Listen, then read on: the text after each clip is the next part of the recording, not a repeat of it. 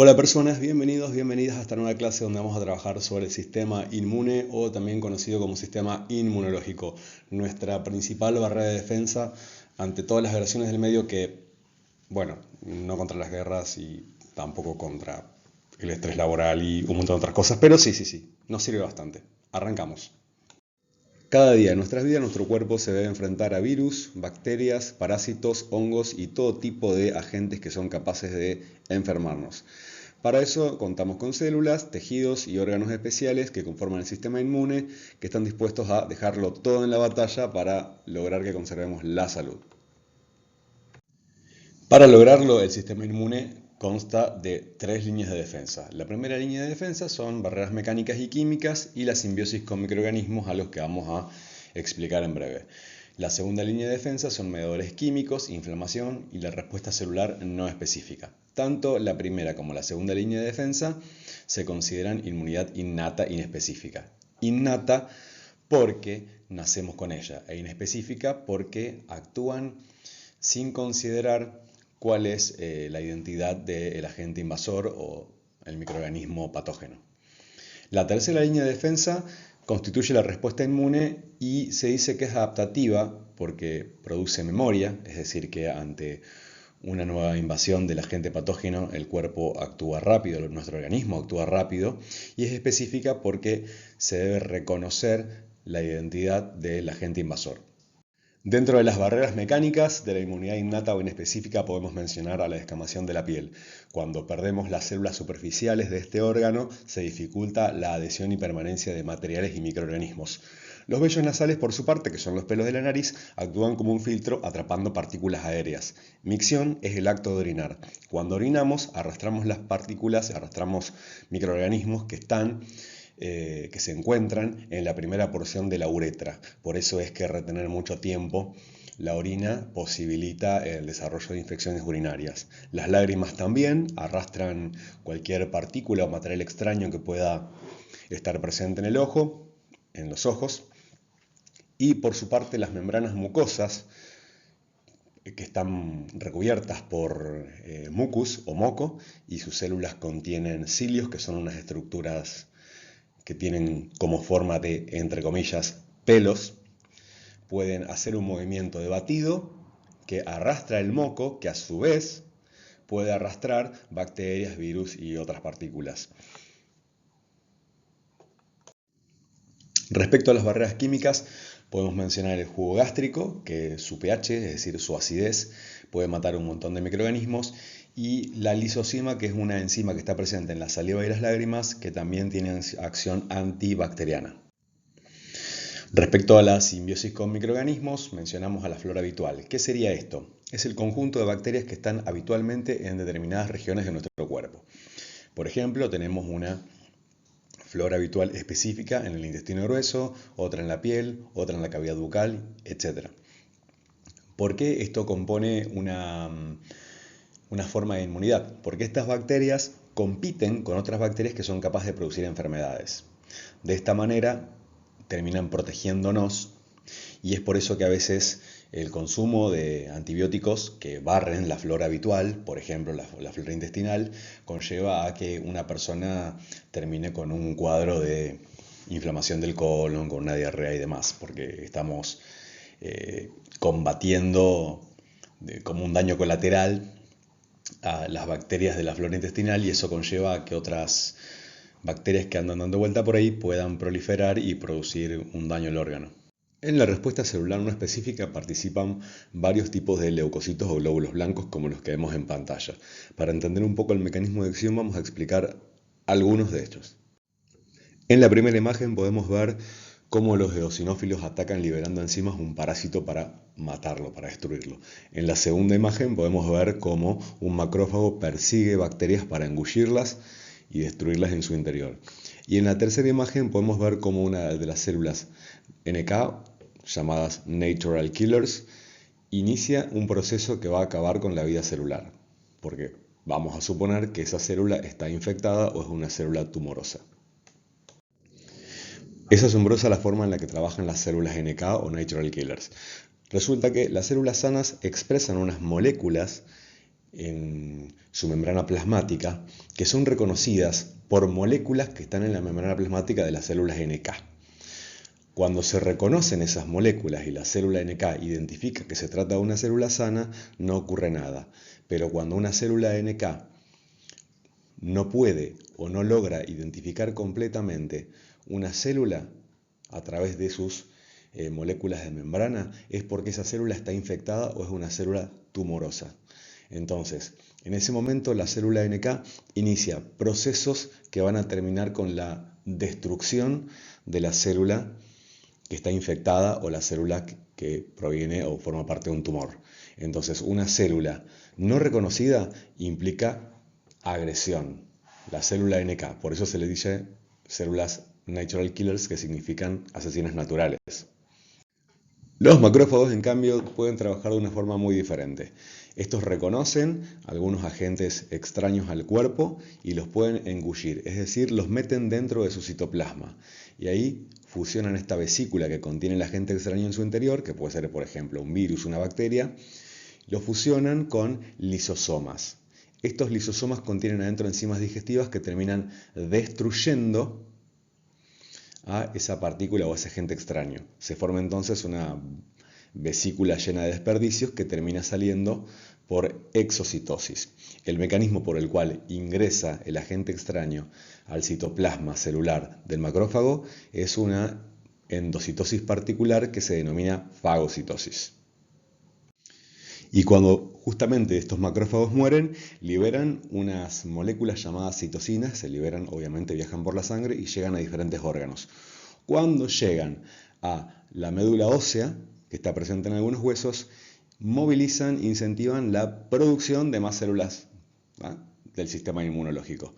Cuando llegan al hipotálamo, que está debajo del cerebro, modifican el valor que debe tener la temperatura corporal. A partir de ahí es cuando se empieza a desarrollar la fiebre, porque la fiebre termina siendo un mecanismo de defensa también, porque al elevar la temperatura estamos produciendo condiciones que no son propicias para el desarrollo de microorganismos dentro del cuerpo. Y por otro lado, las citocinas también en el hígado promueven la producción de unas proteínas especiales llamadas proteínas de fase aguda, que participarán tanto de la defensa como en la reparación de los tejidos dañados. Otro mediador químico importante es la histamina. Esta molécula se libera en los tejidos que son dañados y tiene la capacidad de aumentar la permeabilidad de los capilares y la irrigación de la zona. Entonces, la herida suele hincharse, se enrojece por la gran irrigación sanguínea y aumenta también la temperatura local, además de sentirse dolor. Estas son las 4 características que tiene una inflamación. Es decir, la respuesta inflamatoria tiene 4 características: dolor, hinchazón, temperatura local y además se enrojece. También vale la pena aclarar que a veces muchos golpes pueden provocar la liberación de histamina, generando también inflamación, aunque no haya necesariamente un corte. Y pasamos a hablar de la inmunidad adaptativa o específica, donde intervienen específicamente 2 tipos importantísimos de linfocitos: los linfocitos T y los linfocitos B. Al igual que todas las otras células de la sangre, incluyendo los otros glóbulos blancos, los linfocitos T y los linfocitos B se producen dentro de la médula ósea. Esto es lo que llamamos tejido hematopoyético. Los linfocitos B tienen la característica de madurar dentro de la médula ósea, por lo menos en el adulto. En los fetos madura en el bazo. Y los linfocitos T circulan por sangre, saliendo inmaduros de la médula ósea y terminan de madurar en el timo. Una vez que maduran, circulan por sangre y suelen almacenarse en algunas estructuras denominadas ganglios o nódulos linfáticos. Estos justamente son los que se inflaman durante algún proceso infeccioso. Por ejemplo, cuando tenemos una faringitis, es muy común que los ganglios cercanos a la faringe se nos inflamen, porque quiere decir que hay mayor actividad de este tipo de glóbulo blanco. También vale la pena aclarar que llamamos órganos linfoides primarios a aquellos donde se producen y maduran los linfocitos, y llamamos órganos linfoides secundarios a aquellos donde se almacenan. Por ejemplo, el vaso y los nódulos o ganglios linfáticos. Bueno, y una vez que falla la inmunidad innata, comienza a operar la inmunidad adaptativa. Para eso tenemos que entender que los linfocitos en su membrana poseen unas moléculas específicas que se llaman anticuerpos y son capaces de unirse a porciones de los agentes patógenos que se denominan antígenos. Por ejemplo, un virus en sí no es un antígeno, pero puede contener una molécula en su superficie que es un antígeno. Y ese antígeno puede combinarse con el anticuerpo que presentan los linfocitos en superficie. Bueno, los linfocitos, una vez que reconocen ese antígeno, tienen la capacidad de multiplicarse mediante un proceso que se denomina expansión clonal. Y a partir de ahí, una vez que ocurre esta expansión clonal dentro de los ganglios linfáticos, comienzan a multiplicarse, pero producen esta vez células que son diferentes a la célula original. Ahora vamos a ahondar un poquito en eso. Bueno, entonces veamos el proceso completo. Cuando un macrófago o una célula dendrítica, por ejemplo, fagocita a un microorganismo, termina en su superficie exhibiendo los antígenos del elemento o el microorganismo fagocitado. Ese antígeno que está en la superficie del macrófago, que a partir de ahora se va a llamar célula presentadora de antígeno, puede combinarse con el anticuerpo de una célula, un linfocito T.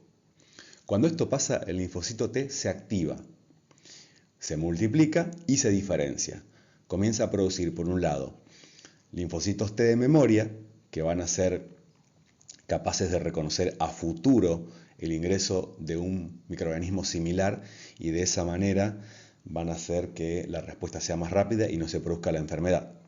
Por otro lado, el linfocito T se va a dividir y se va a diferenciar en linfocitos T citotóxicos que van a matar, van a destruir las células que están infectadas, y esto no hay que confundirse con las NK, porque las NK participan de un proceso que no es específico porque no hay reconocimiento del microorganismo. En este caso sí ocurre ese reconocimiento.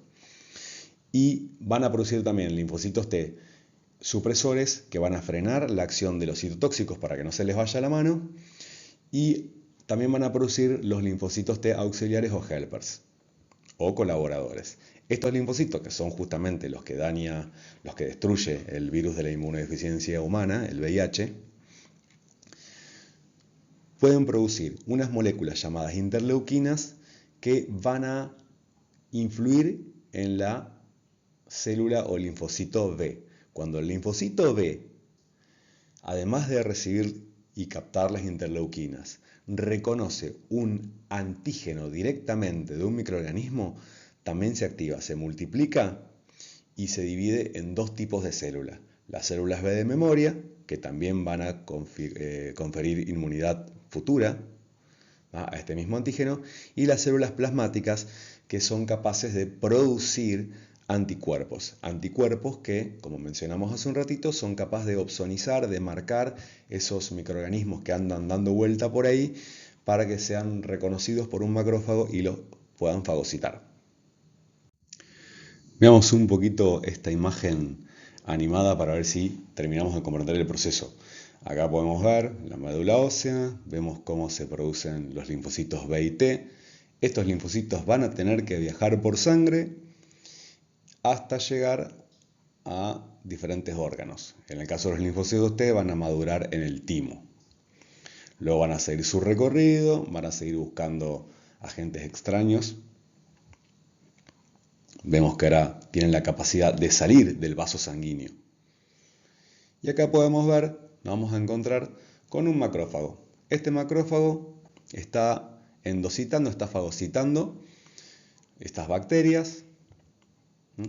Y a partir de que va a tomar esos antígenos de la bacteria y los va a expresar en su superficie, se va a transformar entonces en una célula presentadora de antígenos. Acá podemos ver cómo un linfocito T puede reconocer ese antígeno presentado por la célula presentadora de antígenos, vale la redundancia, y vemos cómo comienza a multiplicarse y comienza a producir células diferentes. Tenemos el citotóxico, que como ya dijimos va a destruir células infectadas. En este caso vemos que está destruyendo algunas bacterias a partir de estímulos químicos. Se van a producir linfocitos T de memoria también, que son capaces de mantener esta respuesta a largo plazo. Es decir, si vuelve a entrar el mismo microorganismo, van a actuar más rápido para que no nos enfermemos, otra vez de lo mismo. Y vemos también que los linfocitos T auxiliadores que se producen tienen la capacidad de producir las interleuquinas que movilizan la reproducción de otras células y que pueden activar también a los linfocitos B. Y para ir cerrando vamos a hablar de los diferentes tipos de inmunidad. Por un lado está la inmunidad activa, que es cuando el organismo produce linfocitos de memoria y produce anticuerpos. En cambio, en la inmunidad pasiva se reciben los anticuerpos. Cuando la inmunidad es natural, ocurre por procesos que son propios de la naturaleza, y cuando la inmunidad es artificial, quiere decir que se han administrado algunos productos de laboratorio. En el caso de la inmunidad natural activa, ocurre cuando se padecen enfermedades que generan inmunidad, es decir, que generan una defensa a largo plazo. En el caso de la inmunidad natural pasiva, es cuando el bebé recibe anticuerpos por medio de la lactancia y de la placenta, cuando está obviamente dentro del útero de su madre. En cambio, la inmunidad activa artificial consiste en la vacunación y la inmunidad artificial pasiva en la administración de sueros. Estos sueros contienen anticuerpos, pero las vacunas, a diferencia de los sueros, pueden tener los microorganismos atenuados o inactivos o muertos, pero con el antígeno, es decir, esa porción sana, esa porción que es capaz de despertar la respuesta inmunológica en los linfocitos. Y en esta gráfica podemos ver el efecto de sueros y vacunas en el nivel de inmunidad alcanzado. Vemos que cuando se administra un suero, que es la curva que se encuentra dibujada con una línea continua, cuando se administra un suero, la inmunidad crece de forma rápida, pero también decrece de forma rápida. Es decir, el primer día confiere inmunidad y luego, al cabo del quinto o sexto día, ya la inmunidad llega a cero. En cambio, cuando se administran vacunas, que el cuerpo produce los propios anticuerpos y además nuestro organismo produce los linfocitos de memoria, vemos que demora un poco más la respuesta, pero es más efectiva y es más duradera. Con una sola dosis, en el caso de una vacunación que requiera varias dosis, en el caso de una dosis, de una única dosis, la inmunidad crece aproximadamente en el cuarto día y luego decrece hasta alcanzar una estabilidad en el 10º día. Pero con una segunda dosis, la inmunidad vuelve a crecer y llega casi a 100 para luego descender a un 90% de inmunidad. Básicamente tenemos que entender que las vacunas son más efectivas porque producen inmunidad a largo plazo y se usan para prevenir enfermedades. En cambio, los sueros suelen usarse para tratar enfermedades. Por eso nos confieren la inmunidad en esos primeros días y después básicamente desaparece. Bueno, hasta acá llegamos. Espero que les haya servido ver este video y si le ponen no me gusta, es muy probable que un macrófago gigante los fagocite. Y si no hacen sus tareas también. Chau, adiós.